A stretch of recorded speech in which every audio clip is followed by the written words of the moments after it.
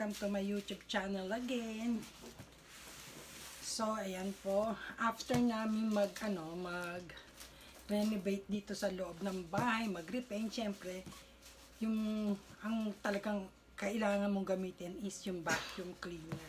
So, yung vacuum cleaner namin is talagang sobrang luma na. So, galit na galit si Papi habang nagbabacuum kasi mahina daw yung power.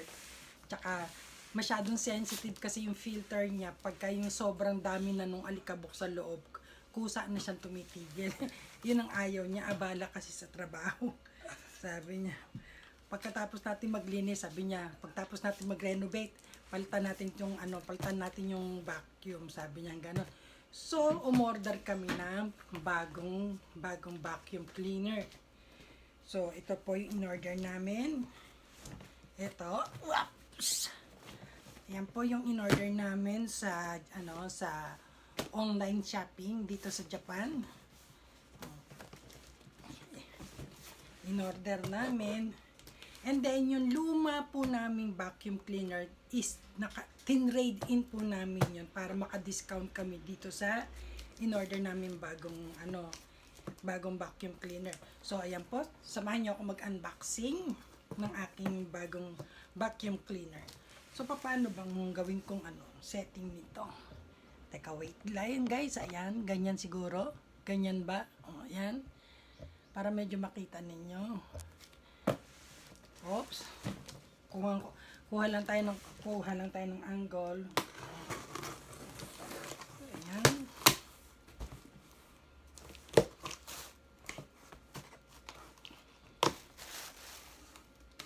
Katakot tong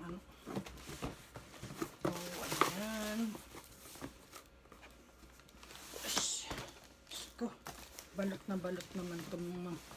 So, itong umpisa is cleaner stand po siya. Yung stand po ng vacuum cleaner. So, ayan po nakalagay. Cleaner stand. Ayan yung pinaka-stand niya. Ito. Pinaka-stand. Tignan po natin kung anong itsura. Kasi ang in-order po namin is yung Dyson. Yung na lang po siyang maliit. Cordless po siya. So, kailangan niya ng pang-charger. Ito yung pinaka-charger niya. Yata. I'm not so sure. Kasi, nakita ko lang yung nito sa mga home appliances. Sabi ko, parang maganda kasi cordless na siya. Hindi siya abala sa pagbabacuum.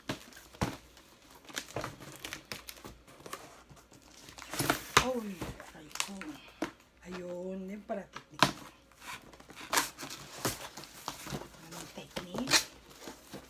So, ito yung kanyang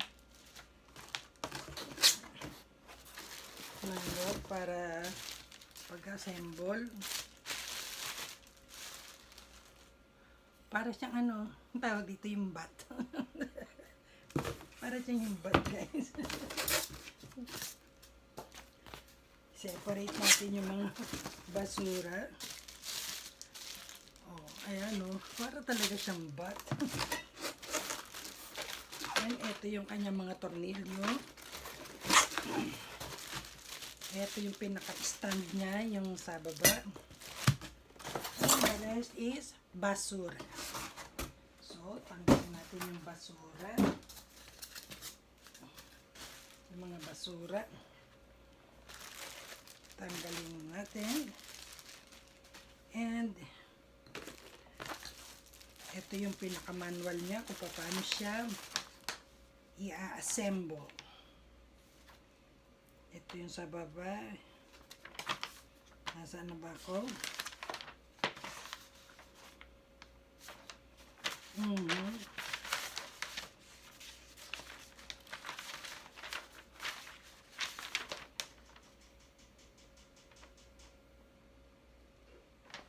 Guys, ang daming para i-assemble siya. So, unbox ko muna siya. And then, saka ko ipapakita sa inyo. Wait muna, wait. So, ayan guys. Sinalang ko muna yung aking lulutuin. Pinapalambot. Bago ako mag-assemble nito. So, ayan po. Umpisa natin mag-assemble. Sana naman ay madali lang siya. May mga ABCD pa siyang nalalaman dito.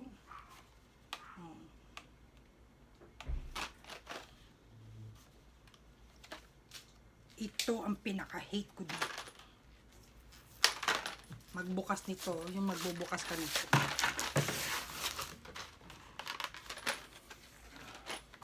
Ay, giatay.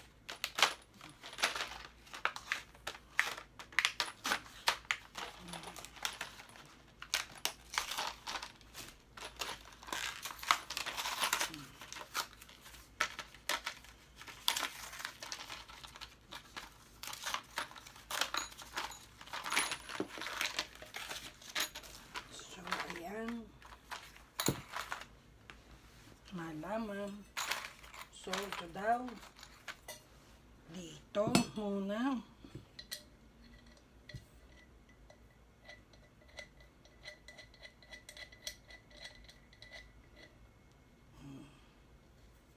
Higpitan. Tapos, isunod daw to. Let's see.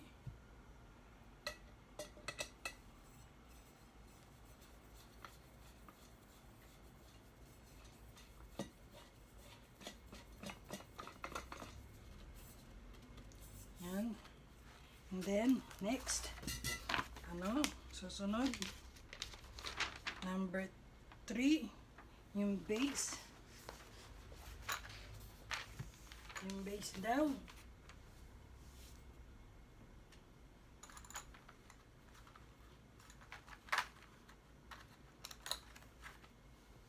Siguro ito yun. Ayan.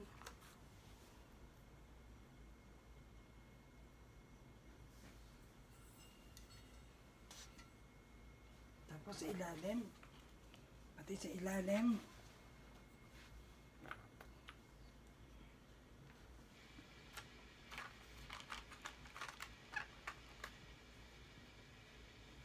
Hindi ko alam guys kung saan ko ilalagay itong mga to. Ah, I see. Sa mga paligid pa lang ganyan. Well, okay lang. Letter C siya. Letter C. Hindi ko na alam kung ano ang letter C siya. Letter C.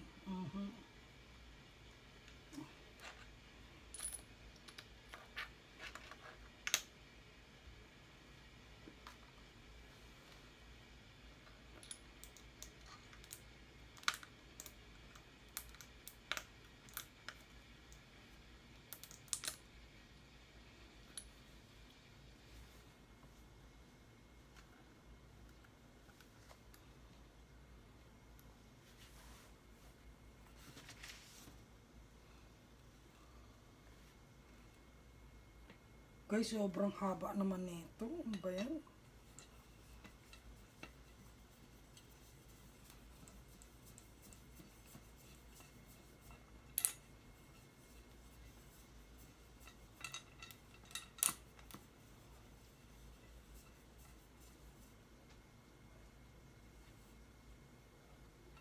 Oops. May kulang. Teka. May kulang. Stop muna. So, ayan. Itong stand muna ikakabit ko. May sumpong si Amang. Ayaw akong tulungan.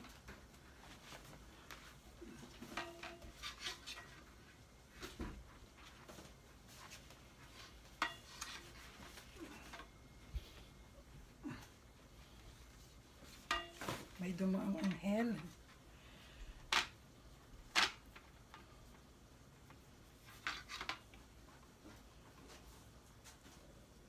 So, kailangan magmamatch siya.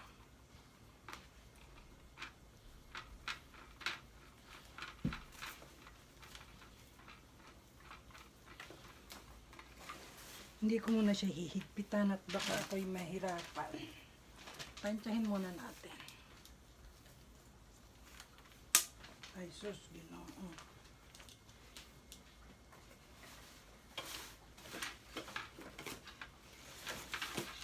Saan ba yung butas? Ayun.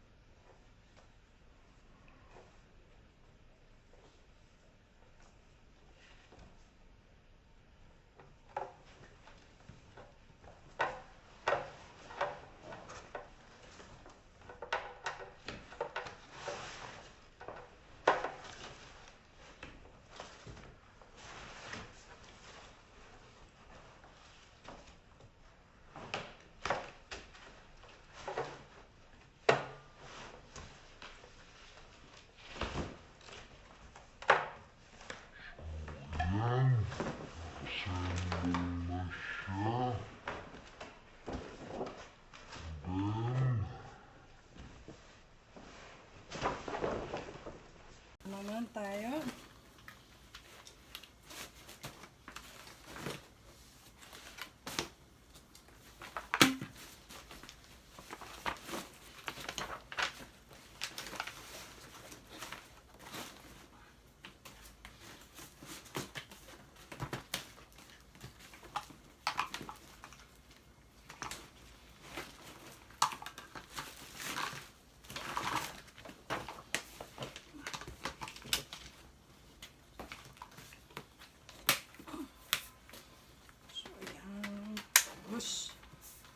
Ayan.